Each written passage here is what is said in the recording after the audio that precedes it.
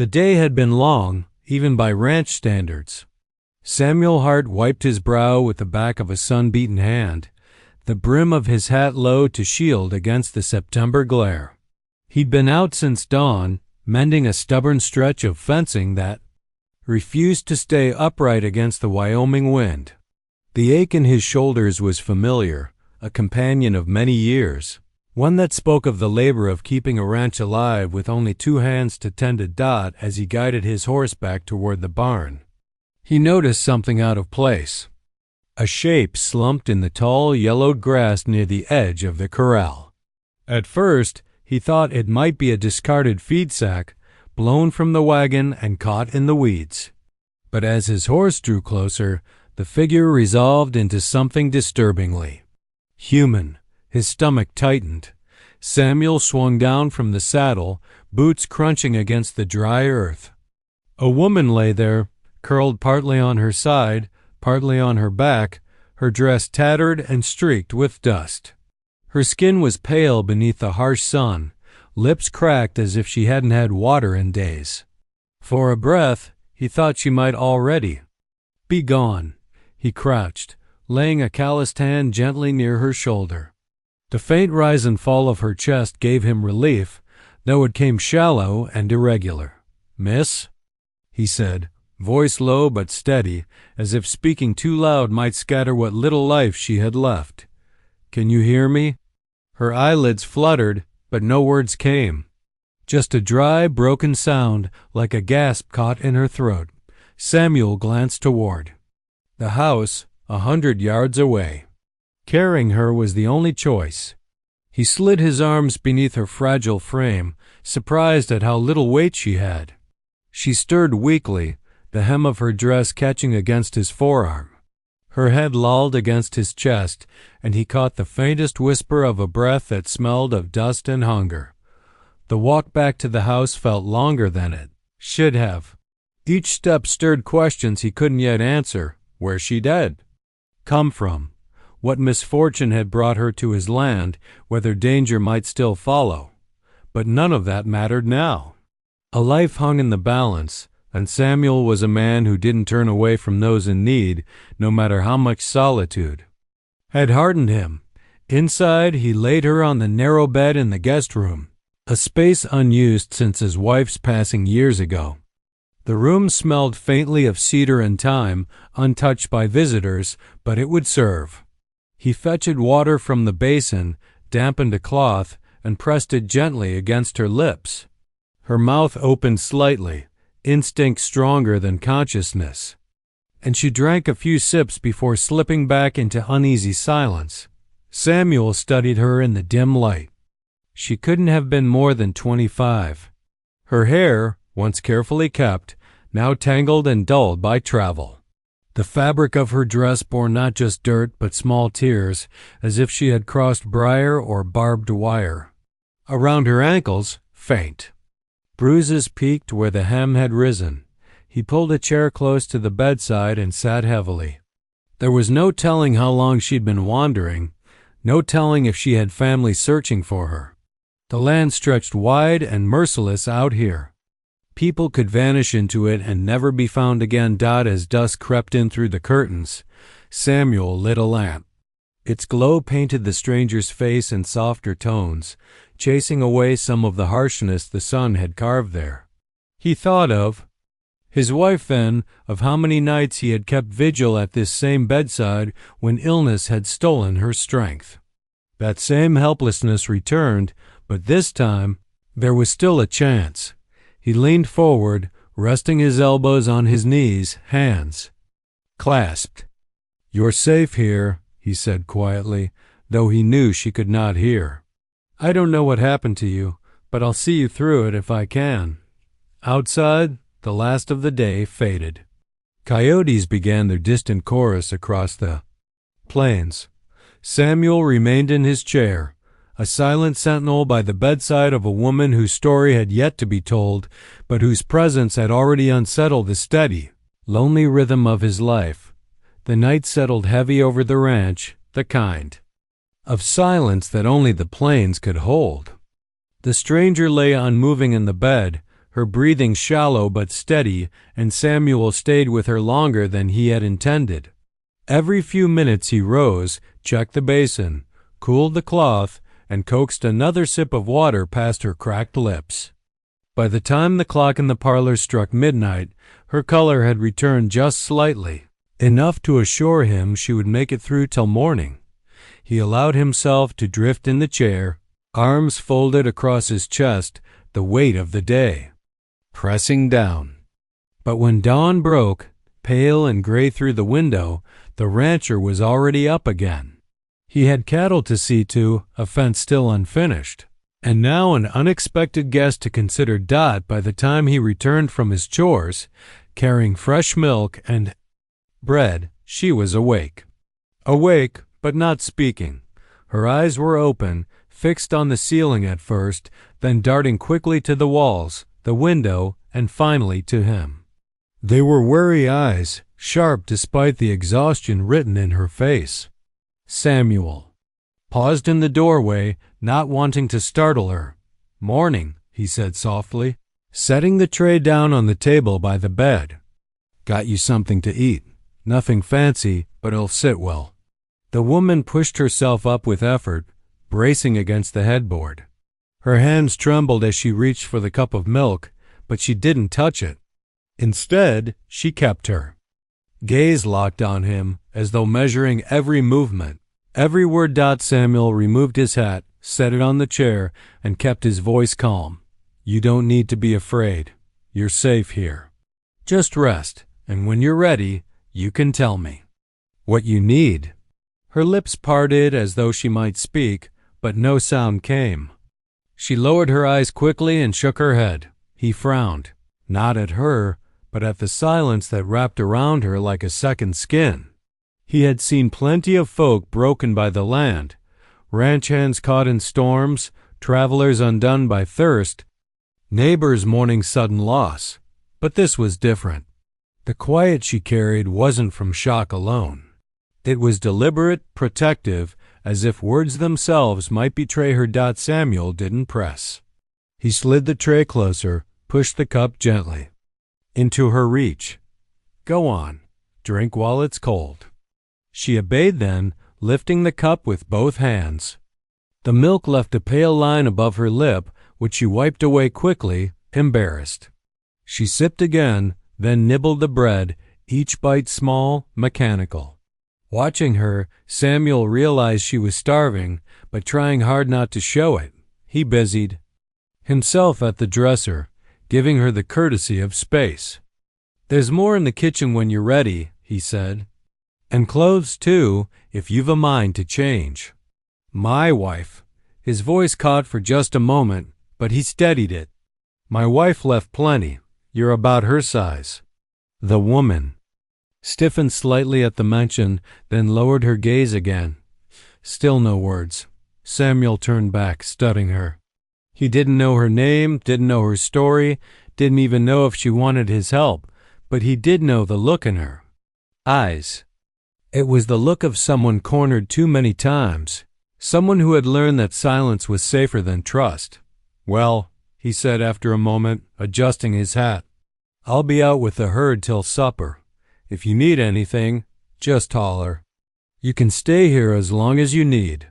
She didn't answer, but as he left the room, he caught the faintest shift, her shoulders relaxing just a fraction, as though his words had made the air a little easier to breathe. That night, long after the lamps were put out and the ranch lay quiet under the stars, Samuel woke to a sound he hadn't heard in years. At first, he thought it was the wind stirring the eaves or coyotes yipping at the edge of the pasture. But then he heard it clearly, muffled sobbing, seeping through the wall between the guest room and his own. He lay still, heart heavy. Her voice was thin, ragged, but he caught the words she whispered between gasps. "It hurts, inside too." He closed his eyes, jaw tightening. He understood then that the wounds he had seen on her skin were only part of the story. The rest, the deeper wounds, would take far longer to heal if they ever could. Samuel rolled out of bed, sat in the dark with his head bowed, listening. He wanted to knock on her door to tell her she wasn't alone. But he knew better. Trust wasn't a thing you demanded. It was something you earned, one quiet hour at a time. So he let her weep, and the ranch house held her sorrow, echoing with the weight of silence that neither of them quite knew how to break. The following day unfolded with the usual rhythm of ranch work, though Samuel found himself distracted more often than not. He checked the cattle, repaired the loose hinge on the chicken coop, and patched the sagging boards on the north fence. But his thoughts kept circling back to the woman lying in the guest room. She had eaten a little more that morning, nibbling at cornbread and sipping broth, but still hadn't spoken a word. Her silence wasn't the silence of illness anymore. It was sharper, purposeful, like a wall she'd built brick by brick.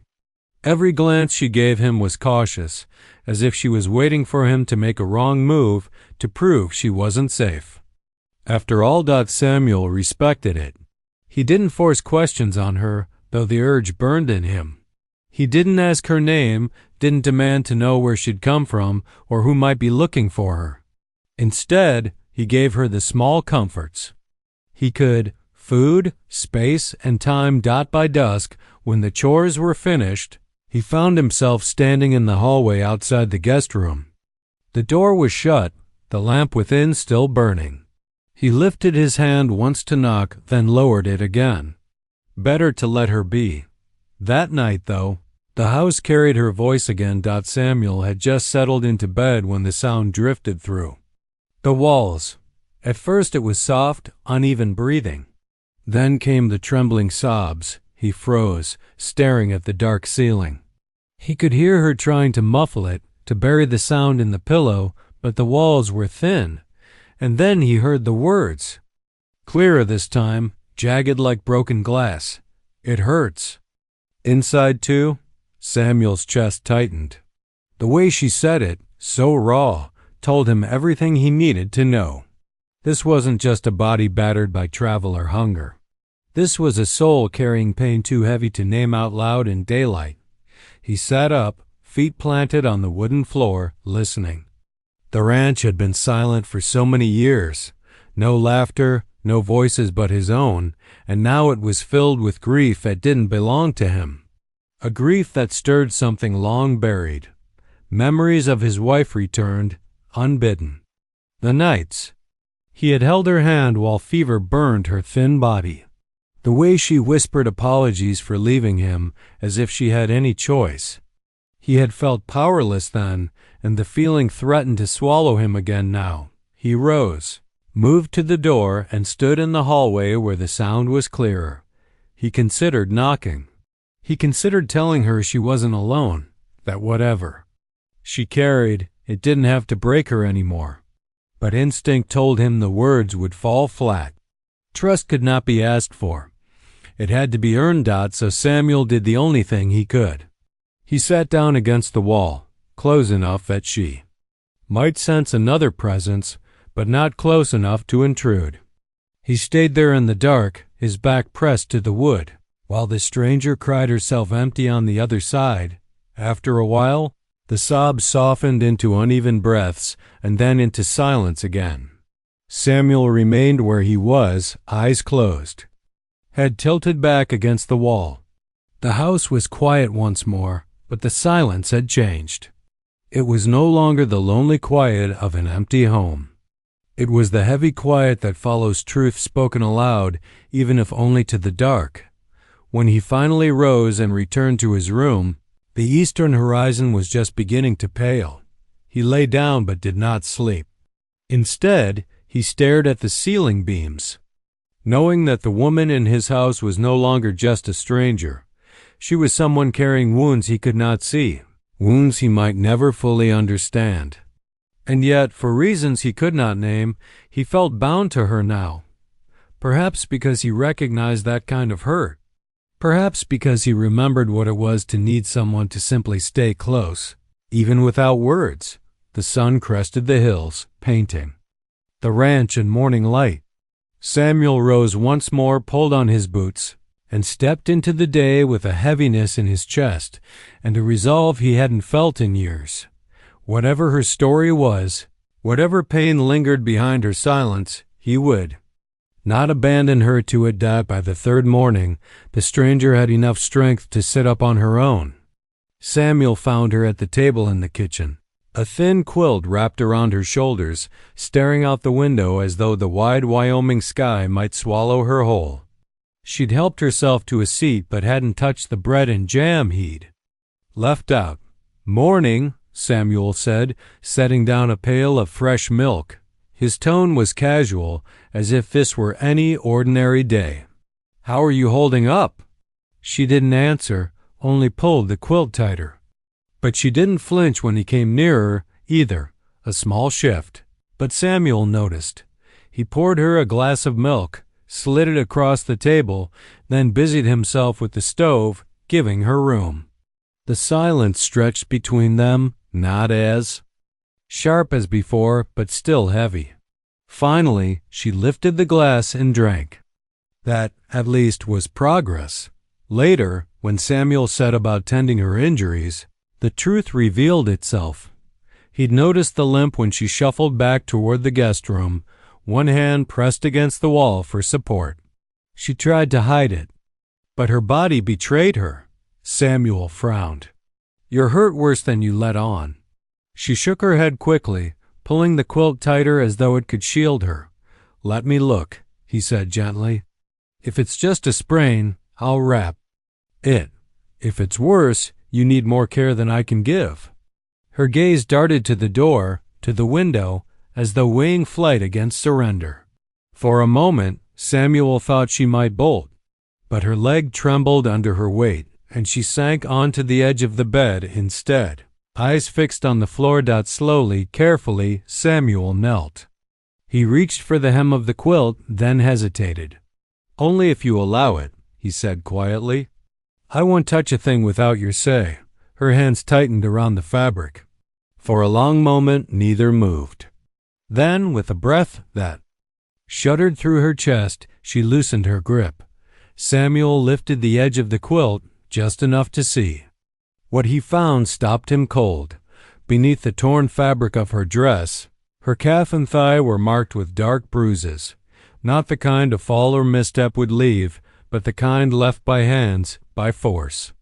Older scars traced pale lines along her skin, a grim map of violence no one should have endured. He froze, his hand hovering in midair.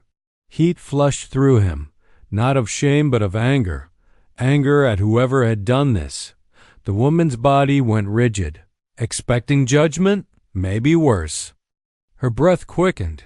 Samuel swallowed hard, steadied himself, and lowered the fabric back into place with care. He rose to his feet, voice low but firm.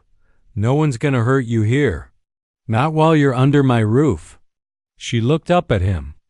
Then, eyes glistening, searching his face for falsehood. Whatever she found there, it kept her still. "I'll fetch clean bandages," he said, stepping back. "You needn't explain a thing. Just let me help where I can." For the first time, she spoke. Her voice was rough, hardly more than a whisper, but the word was clear. "Why?" Samuel paused in the doorway, hand braced on the frame. The question hung heavy in the room, heavier than silence had ever been. He turned back, meeting her eyes. "Because I've seen enough hurt to know when someone's had their fill," he said simply. "And because you deserve better than more of it." Her lips parted as though she might reply, but no words came. Instead, she looked away, clutching the quilt like a lifeline. Samuel fetched the bandages and returned, careful in his movements. He wrapped her leg with steady hands, not lingering, not probing. When he finished, he tied the cloth snug and stepped back. "There," he said softly. "That'll hold you steady till it heals." She didn't thank him, not aloud. But when he gathered the basin and cloth to leave, he caught the faintest nod, small but certain.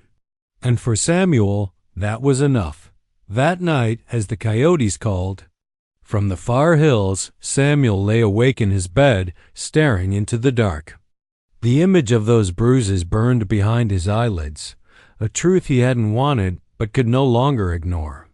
Whoever this woman was, whatever she had fled, her pain was not just survival against the land. It was survival against people Dot and Samuel knew then, as surely as he knew the shape of the land he worked, that her past was going to find its way into both their lives. The morning after Samuel had dressed her wounds, the house felt different. Not quite quiet had always lived here, but heavier, as though the air itself carried the weight of what he had seen and what she had not said. Samuel kept to his chores, giving her space. He hauled water from the well, repaired a loose gate hinge, and scattered feed for the hens. But his thoughts lingered on the image of her bruises, the scars carved into her skin. They had stirred something dangerous in him, rage he hadn't felt since he was a younger man, the kind that made fists clench and jaw tighten. But anger was no use here. She didn't need fury.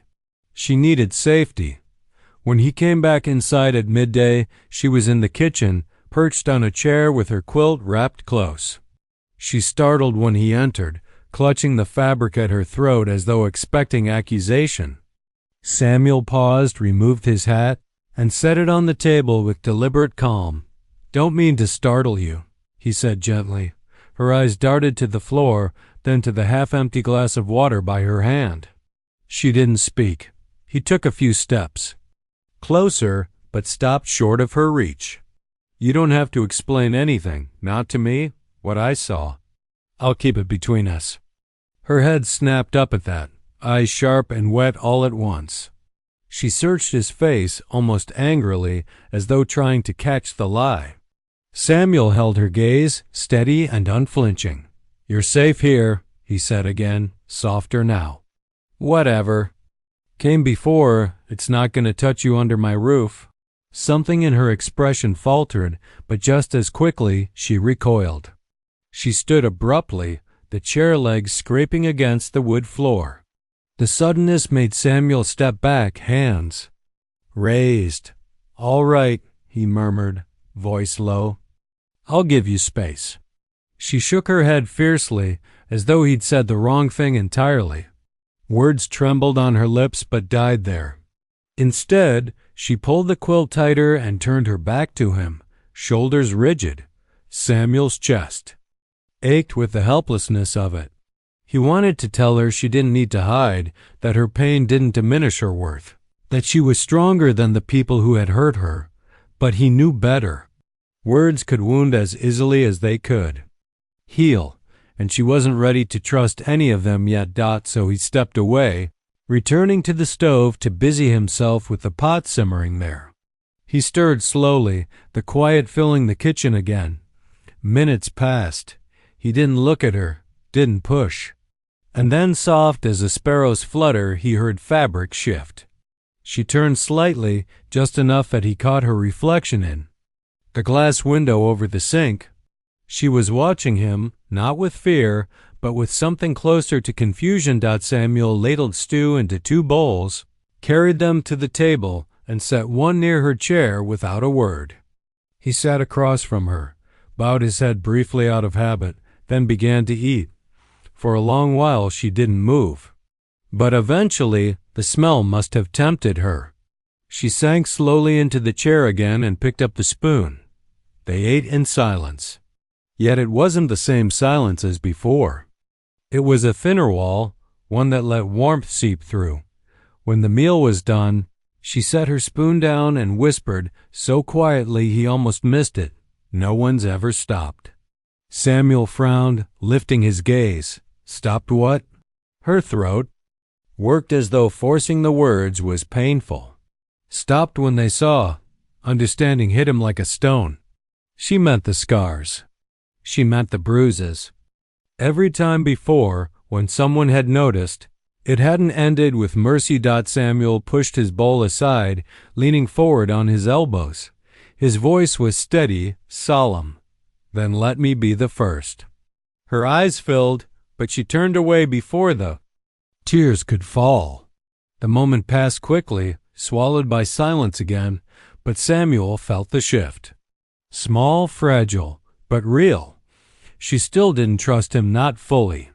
But for the first time, she seemed willing to consider the possibility. Days slipped into a quiet rhythm. Samuel rose early to tend the ranch, leaving the woman still unnamed to him in peace.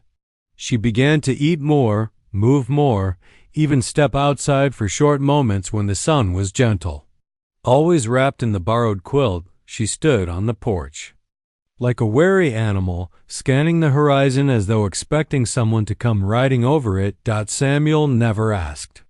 He just kept working, and when their paths crossed, he spoke of ordinary things, the weather turning cooler, the stubborn heifer that had kicked over a bucket, the way the coyotes had grown bold at night.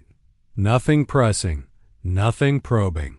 He spoke so she would hear the cadence of a man with no hidden edge in his voice.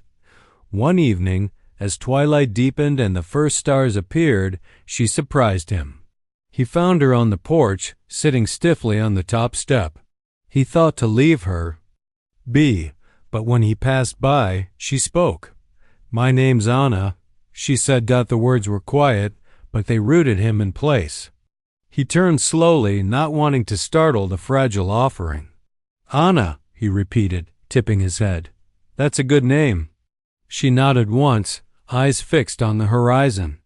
She didn't say more, and Samuel didn't ask. But the name hung in the air like the first crack in a long frozen river. The following nights, more fragments slipped free. She told him she hadn't always lived out here in the West. She had grown up further east, where the towns were crowded and the streets noisy.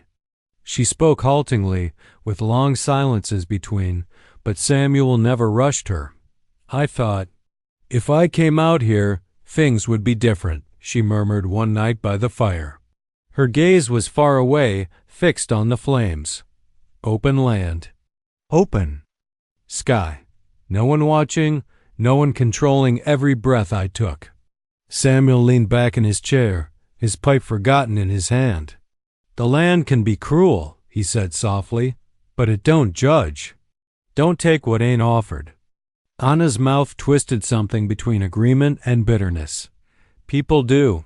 She didn't explain further that night. But Samuel had heard enough in her voice to understand. The next evening, when she joined him again by the fire, she spoke of running, of nights spent sleeping under the stars, half-starved, praying not to be found. She never named the man or men she'd fled from. Her words circled carefully, like a bird avoiding a snare. But the truth glimmered in between the silences. Control, cruelty, the kind of hurt that left marks deeper than the flesh. Samuel listened. He didn't interrupt, didn't demand details. When she faltered, he simply waited. When she fell silent, he poked at the fire and let the quiet rest easy between them. At last she whispered, "Everywhere I go, I feel him behind me. Like the shadow never leaves." Samuel's jaw tightened, but his voice remained even. "Shadows don't last forever, Anna. Not if you keep walking toward the light." She looked at him then, really looked, studying the weathered lines of his face, the gray at his temples, the steadiness in his eyes. Her own eyes brimmed but did not spill over. She nodded once, then turned back to the fire. For Samuel, that was enough. She was trusting him with fragments. Not the whole story, not yet, but shards of it. And each shard was heavier than iron. Later. That night, as he lay in bed listening to the wind scrape against the eaves, Samuel thought of what she'd said. He thought of the bruises, the scars, the tremor in her voice. His fists clenched beneath the blanket. Whoever had put that shadow on her, whoever had made her believe the world was nothing but pursuit and pain, Samuel wished he could stand before them. Not for revenge's sake alone, but to prove there were men who didn't take.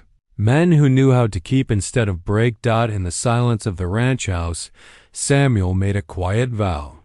He wouldn't press Anna for her whole story, but as long as she was under his roof, she would not face the shadows alone. The autumn wind had turned sharp by the time Samuel spoke of himself. The ranch was quieter in those months, the cattle fattened for winter, the fields already stripped of what little hay they could give. Nights came early, and the fire in the fire in the fire in the fight. Hearth became the only warm center of the house. Anna had been there for several weeks by then. Her color had returned, her limp had eased, and she'd begun to help in small ways, folding laundry, sweeping floors, chopping vegetables for stew. She did it silently, always with the air of someone proving she wasn't a burden. Samuel let her, though he never asked it of her. One evening after supper, she lingered in the kitchen instead of retreating to her room. She dried the dishes while Samuel stacked wood by the stove.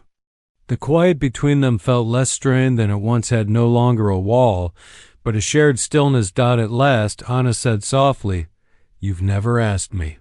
Samuel glanced over his shoulder. "Asked you what? Why I ran." Her voice was calm, but her knuckles whitened around the towel she held. Any other man would have wanted to know everything, every detail. Samuel set down the log he was carrying.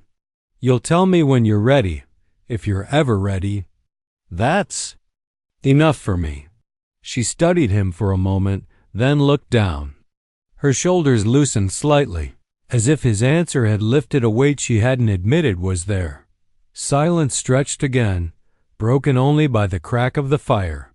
Samuel thought that was the end of it, but then Anna spoke once more, her voice barely above a whisper. "You've got your own shadows. I see it in your eyes." Samuel froze. The words hit harder than he expected. Few had ever accused him of carrying shadows, though he knew he did. His instinct was to deflect, to brush it off with a simple, "We all do." But something in her gaze held him still. He pulled out a chair at the table and sat heavily, rubbing a hand across his jaw. "You're right," he admitted. "I do." Anna turned, leaning lightly against the counter, waiting. He drew in a breath, steadying himself. "My wife, Eliza, she passed on near 5 years back. Illness took her slow." His voice caught, but he pressed on. "There wasn't a thing I could do. Doctor came from town, tried every tonic he knew, but it wasn't enough. She slipped away one winter night while I sat by her bed. And this house," he gestured vaguely around them, "it hasn't felt the same since." Anna's expression softened, the guardedness in her eyes easing into something gentler. "I'm sorry," she said quietly. Samuel nodded, staring at his hands. "After she was gone, I thought I'd carry on. Ranch work doesn't wait for grief. But truth is, I stopped living too. The cattle, the fences, the seasons, they kept me moving, but inside—" He trailed off, then shook his head. Inside was empty. The fire crackled in the silence that followed. For a long while neither spoke. Then Anna crossed the room, setting the towel aside. She sat at the table across from him, folding her hands together. "I know that emptiness," she whispered. "Different reasons, maybe, but I know it." Samuel looked up. Her eyes held his without flinching, and for the first time he saw not just fear or hurt in them, but recognition. A mirror of his own loneliness. They sat like that, the two of them, in the dim glow of the lamp and fire, bound not by words but by shared silence. At last, Samuel said, "Maybe we're both still learning how to live again." Anna's lips curved in the faintest ghost of a smile. "Maybe." The moment passed gently, without fanfare, but Samuel felt its weight. Two wounded souls had looked at one another and seen something more than scars. They had seen possibility, later. That night, lying awake in his bed, Samuel realized the house no longer felt quite so hollow. It was still quiet, still lonely in its way, but it carried the sound of two hearts trying, tentatively, to beat again. Winter had crept over the ranch, frosting the edges of the corrals and painting the hills with soft white. The mornings were sharp, the kind that made breath curl into clouds. and the days short enough that the fire in the hearth was both comfort and necessity. By now, Anna moved about the house and ranch with a steadiness Samuel had come to rely on. She carried water, swept the floors, and even helped him feed the animals. Not because he asked, but because she chose to. Every action was deliberate, a quiet assertion that she was no longer just a visitor, she was part of this place, part of his life. One morning, as the sun rose behind the snow-covered hills, Samuel found her on the porch, brushing snow from the railings. The wind caught her hair, tossing it around her shoulders, and for a moment, she looked like she belonged here as much as the land itself.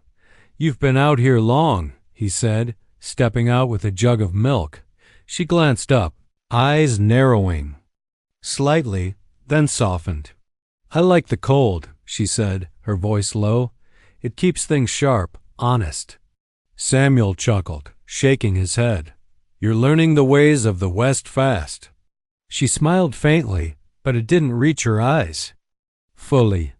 Samuel could tell she was weighing the horizon again, the vast openness that had once terrified her, now beginning to feel like home. "Samuel," she said after a pause, voice quieter, "I think I want to stay." He stopped, heart skipping. In a way he hadn't expected. "Stay?" "Yes," she said, a little firmer now. "I mean it. I don't want to run anymore. Not from the past, not from myself. I want to help here." "With you?" Samuel studied her, eyes taking in the determination beneath the lingering caution. He remembered her bruises, her scars, her whispered fears in the dead of night. He remembered the fragments of her past she had shared, the shadows that had followed her across states, the nights she had spent hiding from people who should have protected her. And now, despite it all, she was choosing to stay. "Then stay," he said finally, voice calm but carrying weight. "You're welcome, always have been." For the first time, she allowed herself a true smile. Not the guarded, fleeting curve of lips from before, but one that reached her eyes. It was tentative, yes, but it carried relief, trust, and something. Like hope. Days turned into weeks. Winter softened to early spring, and the ranch slowly brightened under the returning sun. Anna worked beside Samuel, hands steady, learning the rhythm of the land. They mended fences together, fed the cattle, and for the first time, Samuel noticed that the sound of laughter had returned to the house. Quiet at first, then a little bolder each day. And yet, it wasn't a fairy tale. Shadows of the past still lingered in Anna's cautious glances and her quiet moments by the fire. Samuel's own grief never fully disappeared, the memory of his wife a soft ache beneath his ribs. But together, they learned that scars, visible and invisible, did not have to dictate their lives. They could build something steadier, something safer. One morning, as the sky blushed with dawn, Samuel handed her a basket of eggs from the coop. She smiled, taking it, and their hands brushed. There was no hesitation in her touch, no fear. It was simple, ordinary, yet profound. A connection formed not from words alone, but from shared presence, trust, and the understanding that two wounded souls could heal together. They stood on the porch a while, watching the land stretch endlessly, golden light spilling over the hills. Samuel spoke quietly, more to himself than her. "Maybe the world isn't so cruel if you find the right people to share it with." Anna rested her head on his shoulder. "Maybe not," she whispered. The ranch, once a place of solitude and quiet sorrow, now carried warmth in unexpected ways. The wind still whipped through the plains, the cattle still lowed, the trees still bent under snow and storm, but inside the house, and in the hearts of its inhabitants, there was a new rhythm, one of trust, of tentative joy, of a life slowly reclaimed. And as the sun rose higher, painting the snow in gold, Samuel and Anna stepped inside together, ready to face whatever came next. The past, with all its shadows, remained behind the hills, while the future, fragile and bright, stretched before them like the open sky they had both once feared.